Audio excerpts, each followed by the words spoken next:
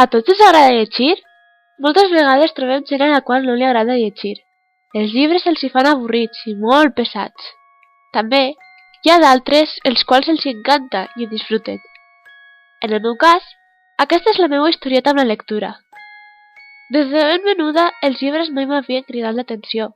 Només llegia quan ma mare m'ho deia, a l'escola, o si m'agradava la portada d'alguns llibrets, encara que després els deixava oblidats.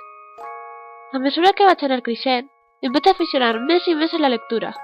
Llegia llibres de fantasia i aventura com els de Kika Superbruixa o els de Jerónimo Stilton.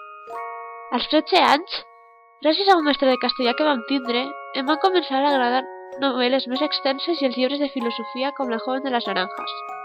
També m'agradava llegir novel·les romàntiques. Avui dia llegeixo de tot, encara que per les classes no doni abast, i utilitzo el temps en diverses activitats de les quals la lectura només ocupa un petit percentatge.